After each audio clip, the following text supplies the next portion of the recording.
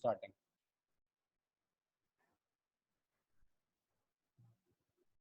So good evening, my students. Today we'll be starting with crop production and management, and this is the first chapter in science NCERT.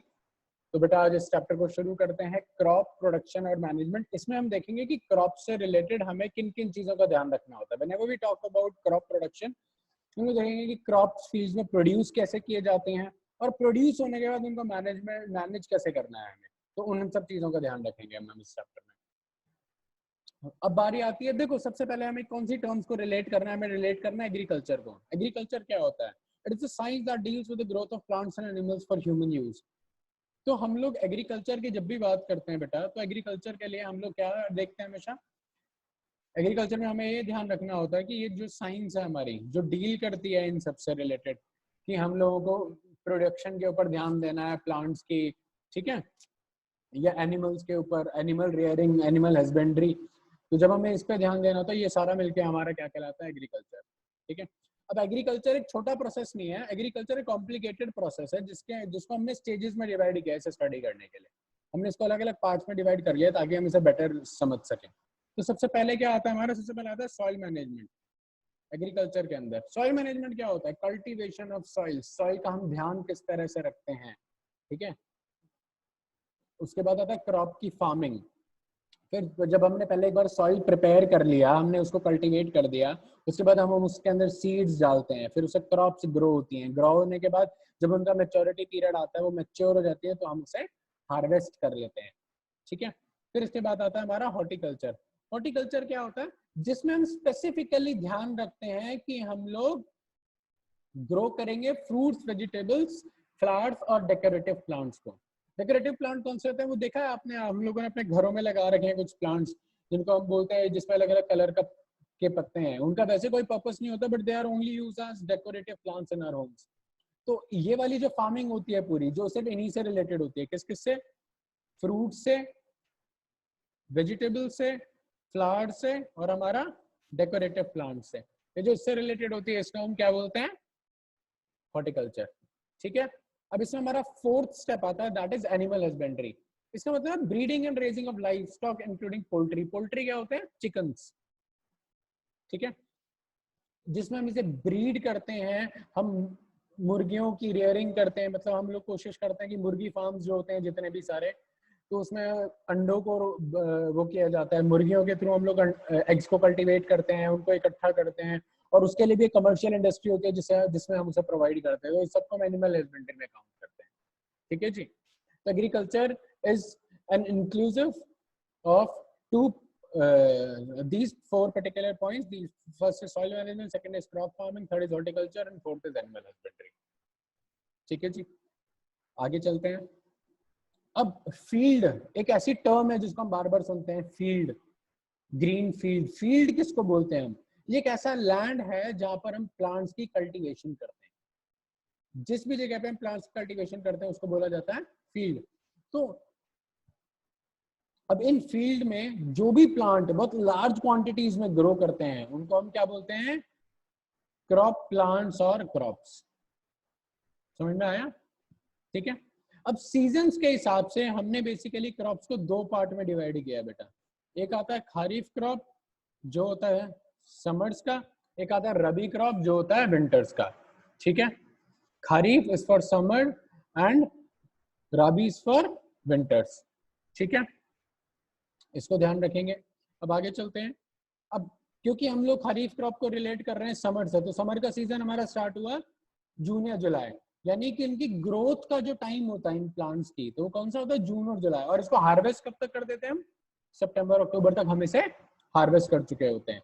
अब कौन कौन से crops हैं जो इसका हिस्सा है खरीफ का? वो है राइस, ग्राउंडनट, मेज, कॉटन पल्सेस और सम कॉमन खरीफ क्रॉप्स। तो ये सारे जो क्रॉप्स हैं ये हमारे खरीफ क्रॉप्स कहलाते हैं। मैं एक बार फिर रिपीट करता हूँ, खरीफ क्रॉप्स कौन से हैं? जो हम समर्स के दौरान ऑब्टेन करते हैं। तो जब समर्स का इनिशिएशन होता है उस दौरान हम लोग इन सीड्स को सो कर देते हैं बेटा, और धीरे धीरे जैसे जैसे मैच्योर होता है तो उनका हार्वेस्टिंग पीरियड कब अटेन होता है? सितंबर अक्टूबर के आसपास। फिर हम इन क्रॉप्स को हार्वेस्ट करते हैं। तो बेसिकली कुछ क्रॉप्स हैं जिसको मैं इंक्लूड करने वाला हूँ इसमें, दैट इज राइस, ग्राउंडनट, मेज, कॉटन, पल्सेस और सम कॉमन खरीफ क्रॉप्स, ठीक है जी। आगे चलें। आगे चलते हैं।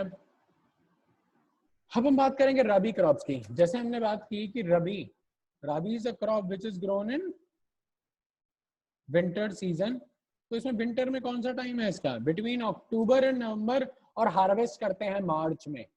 यानी ये वो क्रॉप्स हैं जो हमारा विंटर्स को पूरा फेस करती हैं। Talking about the place we live in, that is northern India, where we experience extreme summers as well as extreme winters. तो उस जगह पे अगर हम बात करें, यहाँ पर हम देख रहे हैं कि हम लोग अक्टूबर नवंबर में इन क्रॉप्स को सो करते हैं और इनका हार्वेस्टिंग पीरियड अचीव होता है मार्च अप्रैल तक, और तब हम इन्हें हार्वेस्ट करना स्टार्ट कर देते हैं। कौन से क्रॉप्स इंक्लूडेड है इसमें, wheat, barley, mustard, potato and peas. So these are those crops that require less temperature as well as less rainfall. While when we talk about kharif crops, we have to make sure that these are the crops that require abundant amount of water as well as they require abundant sunshine. ठीक है, temperature ज्यादा चाहिए होते हैं, sunshine ज्यादा चाहिए होती है। और जो हमारे ये वाले क्रॉप है, व्हीट, बार्ले, मस्टर्ड, पोटैटो, ये हमारे सर्दियों के क्रॉप्स हैं।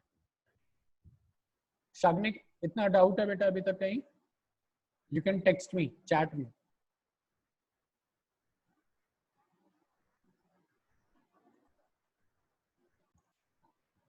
अब हम बात करेंगे बेटा इस प्रोग्रेस की। तो रीसेंट प्रोग्रेस जो हमने देखा एग्रीकल्चर में, उसने फार्मर्स को सिखाया कि क्रॉप्स को कल्टीवेट कैसे किया जाता है सिस्टमैटिक वे में। सिस्टमैटिक का मतलब है प्रोसेस बाय प्रोसेस हम इन चीजों को फॉलो करते हैं, स्टेज बाय स्टेज। स्टेज 1 में क्या है हमारा, पहले सॉइल को प्रिपेयर करना। स्टेज 2 में क्या है, ग्रोइंग ऑफ क्रॉप्स। फिर ऐसे बाद में क्या आता है कि हम उसको हार्वेस्ट कर रहे हैं। तो ये एक, फिर उसके बाद उसकी स्टोरेज, पहले प्रोक्योरमेंट आती है, फिर स्टोरेज आती है।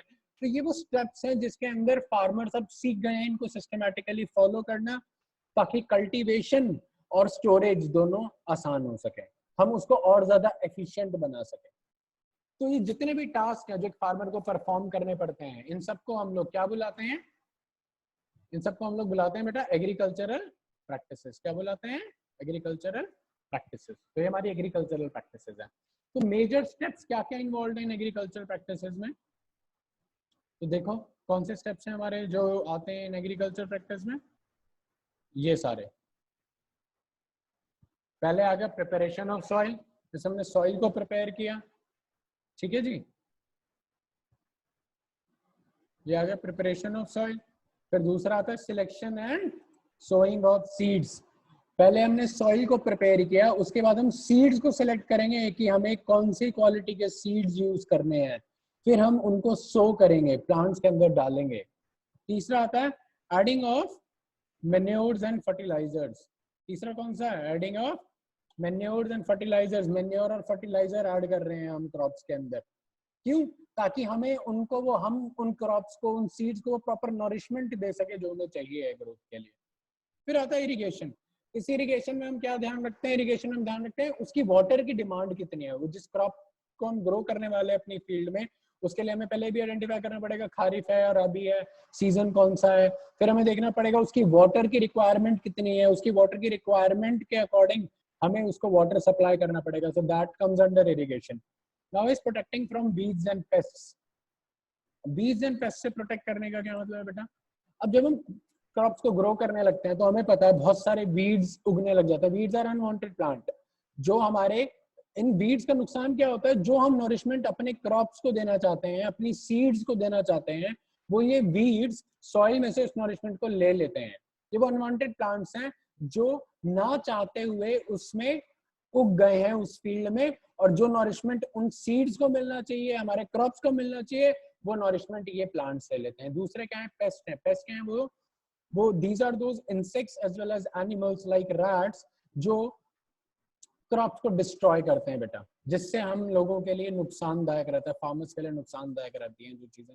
सो हमें उन दोनों से प्रोटेक्ट करने के लिए weedicides, these are for weeds, unwanted plants को रिमूव करने के लिए वीडीसाइड यूज करते हैं।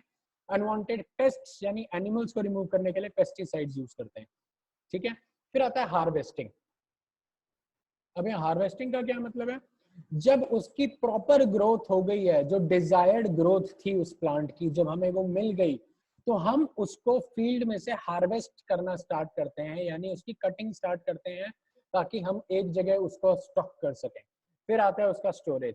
जब ये सारा हमने कटिंग करके इन सब सारे क्रॉप्स को हमने इकट्ठा कर लिया, फिर आती है स्टोरेज। हमें उसे कुछ टाइम तक अपने पास या ऐसी जगह पर रखना होता है जहाँ पे वो जब तक मार्केट में जाएगा या जब तक हम उसको पूरी तरह सेल करेंगे तब तक हम उसको सेफली स्टोर कर सकें ताकि हमारा क्रॉप खराब ना हो।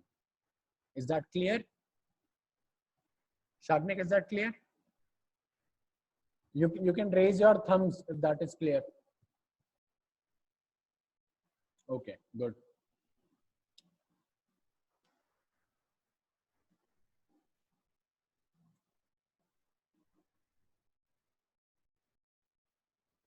अब इसके बाद आगे चलते हैं बेटा। Sorry, preparation of soil. ठीक है जी, प्रिपरेशन ऑफ सॉइल। अब इसको और डिटेल में समझते हैं। प्लोइंग और tilling involves losing and turning of soil using a tool और एन इंप्लीमेंट कॉल्ड द प्लो। अब इसमें हम लोग प्लो यूज करते हैं। ठीक है, प्लो को यूज करते हैं हम या टिलिंग करते हैं। प्लोइंग भी बोल सकते हैं, उसे टिलिंग भी बोल सकते हैं। इसमें हम क्या करते हैं, सॉइल के लोअर सॉइल पार्टिकल्स को हम लोग ऊपर सॉइल तक ले आते हैं ताकि जो हार्डेंड सॉइल था वो लूज हो जाए। ठीक है जी, प्लो देखा है आपने स्टूडेंट्स? आपने प्लो देखा है बेटा? नहीं देखा तो 1 मिनट रुको, मैं तुम्हें भी दिखाता हूँ।